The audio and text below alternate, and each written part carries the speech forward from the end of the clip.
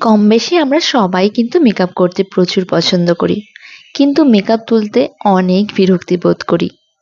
Hello সবাইকে, আমি makeup artist Bipasha. সাধারণত আমি তোমাদের সাথে মেকআপ এবং হেয়ারস্টাইল ভিডিও শেয়ার করি, কিন্তু আজকের ভিডিওটা একটু ব্যতিক্রম। আজ আমি তোমাদের দেখাবো মেকআপ তোলার সঠিক নিয়ম বা পদ্ধতি। মেকআপের পরে সঠিকভাবে মেকআপ তোলাটাও কিন্তু খুবই জরুরি। আজকাল আমরা কিন্তু প্রায়শই কোনো না কোনো কারণে মেকআপ করে থাকি, আর আমাদের ফেসে যে পোর্স গুলো রয়েছে না, সঠিকভাবে মেকআপ না তোলার কারণে পোর্স গুলো ব্লকড হয়ে যায়। এর ফলে সেখানে ময়লা জমে জমে আমাদের ফেসে পিম্পল, ইচিং, র্যাশেসের মতো বিভিন্ন প্রবলেম দেখা দেয়, আর আমাদের ফেসটা অনেক ডাল হয়ে যায়। তাই সঠিকভাবে মেকআপ তোলাটা কিন্তু ভীষণ জরুরি। আর যেমনটা তোমরা দেখতে পাচ্ছ, আমার ফেসে কিন্তু খুব সুন্দর একটা গ্ল্যাম লুক করা রয়েছে। এবার আমি তোমাদেরকে দেখাবো কি কি জিনিস ব্যবহার করে তোমরা খুব সহজে মেকআপটা রিমুভ করতে পারবে। আর মেকআপ রিমুভ করার জন্য সবচাইতে অ্যাফোর্ডেবল এবং সবচাইতে অ্যাভেলেবল একটা অপশন হলো নারকেল তেল। আর নারকেল তেলের সাথে আমাদের আরো একটা প্রোডাক্ট লাগবে, সেটা হলো বেবি ওয়াইপস। তো চলো ভিডিওটা স্টার্ট করা যাক। মেকআপ রিমুভ করার আগে একদম প্রথমে আমাদের যে কাজটা করতে হবে সেটা হলো, আমরা যদি নোজ পিন পরে থাকি, টিপ পরে থাকি, আইল্যাশ অথবা লেন্স পরে থাকি, সেগুলোকে খুলে নাও। তো এবার আমি নারকেল তেলটাকে আমার হাতের তালুতে বেশ একটা হেলদি কোয়ান্টিটিতে ঢেলে নেব। তোমরা কিন্তু বাজার চলতে যে কোনো নারকেল তেলে ইউজ করতে পারো, বাট যদি পসিবল হয় তাহলে ঘরে একটু নারকেল তেল বানিয়ে নিও, সেটা কিন্তু বেস্ট অপশন হবে। এরপর আমার দু হাতে নারকেল তেলটাকে ভালোভাবে ঘষে নিলাম, এবং সবার প্রথমে কিন্তু আমি আমার আই মেকআপটাকে তুলবো। যেহেতু আই মেকআপটা একটু হেভি হয় এবং আমাদের আইল্যাশের মধ্যে মাস্কারা, আইলাইনার, কাজল এসব লাগানো থাকে, তাই প্রথমেই আমার আইল্যাশগুলোকে নারকেল তেল দিয়ে একটু ভিজিয়ে নিলাম, যাতে পরে যখন আমি ওয়াইপস দিয়ে এটাকে মুছবো সেটা যেন খুব সহজেই উঠে যায়। এরপর আমার লিপস গুলোকে হালকা হাতে রাব করে নিলাম, আর এখানে দেখো আমার লিপস্টিকটা কত সুন্দর গলে একদম উঠে গেছে। এরপর আমি আমার বাকি ফেসটাকেও একদম সেম প্রসেসে হালকা হাতে রাব করে নিয়েছি। কোনো রকম বেশি ঘষাঘষি করার কিন্তু দরকার নেই, একদম হালকা হাতে রাব করলেই তোমার পুরো মেকআপটা খুব সুন্দরভাবে উঠে যাবে।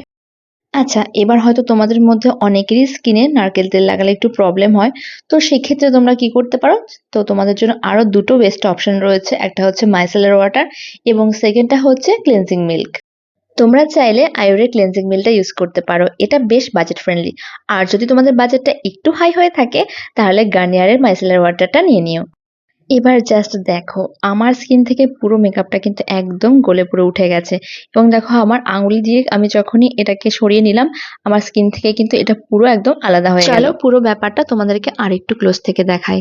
এখানে দেখো একদম স্পষ্টভাবে বোঝা যাচ্ছে যে আঙুল দিয়ে সরালেই কিন্তু আমার পুরো মেকআপটা একদম সরে যাচ্ছে। এবার চলো পুরো ফেসটাকে ভালোভাবে ক্লিন করার জন্য আমি এখানে নিয়ে নিচ্ছি একটা বেবি ওয়াইপস, এবং বেবি ওয়াইপসটা দিয়ে আমি আমার ফেসটাকে হালকা করে রাব করে নিচ্ছি। আর এখানে দেখো একবারেই কত সুন্দর আমার স্কিন থেকে কিন্তু মেকআপটা উঠে গেছে। আর নারকেল তেল ইউজ করলে যে লং লাস্টিং মেকআপগুলো হয় না, কিংবা ধরো প্যানস্টিক, প্যানকেকের যে মেকআপগুলো হয়, একটু চওড়া বেসের মেকআপগুলো হয়, সেটাও খুব সহজেই উঠে যায়। এই জন্য আমি সবসময় আমার ক্লায়েন্টদেরকে মেকআপ রিমুভ করার জন্য নারকেল তেলটাই সাজেস্ট করি। এটাই সব থেকে বেস্ট অপশন এবং সব থেকে সেফ অপশন, যেহেতু নারকেল তেলের মধ্যে কোনো হার্মফুল কেমিক্যাল থাকে না। আর তুমি যদি বলো যে বাজার চলতি নারকেল তেলের মধ্যে কিছু হার্মফুল কেমিক্যাল থাকতে পারে, হ্যাঁ কিছু প্রিজারভেটিভস থাকে, বাট সেটা আমাদের স্কিনে খুব খারাপ একটা এফেক্ট করে না। এরপর আমি আরও একটা টিস্যুর মধ্যে একটু নারকেল তেল নিয়ে আমার আইল্যাশগুলোকে পরিষ্কার করে নিচ্ছি, এবং এখানে দেখো একবার স্মাচ করার পরেই আমার আইল্যাশ থেকে পুরো মাস্কারাটা একদম ভালোভাবে রিমুভ হয়ে গেল।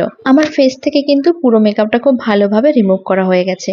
এরপর যেটা করতে হবে সেটা হলো আমার ফেসটাকে খুব ভালোভাবে একটা ফেস ওয়াশ দিয়ে ধুয়ে নিতে হবে। After makeup face wash choose করাটাও কিন্তু খুবই গুরুত্বপূর্ণ একটা বিষয়। এমন একটা ফেস ওয়াশ চুজ করবে যেটা তোমাদের স্কিনকে ডিপলি ক্লিন করবে। আর তোমরা যদি ন্যাচারালি স্কিনটাকে ক্লিন করতে চাও, সেক্ষেত্রে তোমরা বেসন তার সাথে টক দই মিশিয়ে কিন্তু ফেসটাকে ওয়াশ করে নিতে পারো। মেকআপ রিমুভ করার পরে অথবা ফেসটাকে ক্লিন করে নেওয়ার পরে আমরা অনেকেই মনে করি যে এখানেই যথেষ্ট, স্কিনে আর বেশি কিছু করার দরকার নেই, বাট না, এখনো অনেক কিছু করার রয়েছে। তোমাদের স্কিনের এখনো অনেক রিকোয়ারমেন্ট রয়েছে।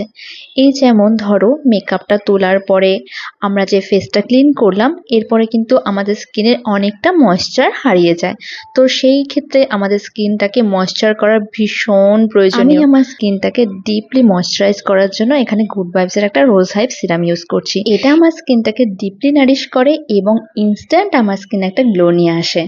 তোমাদের স্কিন টাইপ যেমনই হোক না কেন, মেকআপ রিমুভ করার পরে কিন্তু স্কিনটাকে ময়শ্চারাইজ করা ভীষণই জরুরি। আমার স্কিনটা একটু ড্রাই, তাই আমি এখানে সিরাম ইউজ করছিলাম। যাদের স্কিনটা একটু বেশি অয়েলি তারা কোনো ওয়াটার বেস ময়শ্চারাইজার ইউজ করো। সিরাম দিয়ে ফেসটাকে ভালোভাবে একটু মাসাজ করে নিয়ে আমি আমার লিপসে একটু লিপ গ্লস লাগিয়ে নিলাম। এরপর আমার স্কিনের ময়শ্চারাইজারটাকে ভালোভাবে লক করে দেওয়ার জন্য আমি এখানে একটা বেবি ময়শ্চারাইজার ইউজ করছি। এটা হিমালয়ের একটা বেবি ময়শ্চারাইজার। এই বেবি ক্রিমটা ভীষণই ননস্টিকি এবং একদম লাইট ওয়েট। যেহেতু আমি আগে থেকে সিরাম ইউজ করেছিলাম, তাই একটু ভারী ময়শ্চারাইজার ইউজ করলে আমার স্কিনটা আরও অনেক অয়েলি হয়ে যাবে। আমার কাছে কোনো ওয়াটার বেস ময়শ্চারাইজার ছিল না, তাই এই বেবি ক্রিমটা অ্যাপ্লাই করেই আমি আমার স্কিনের পুরো ময়শ্চারটাকে ভালোভাবে লক করে নিলাম। আজকের এই ভিডিওটা তোমাদের জন্য কতটা হেল্পফুল হয়েছে আমাকে কিন্তু অবশ্যই জানিও। টাটা।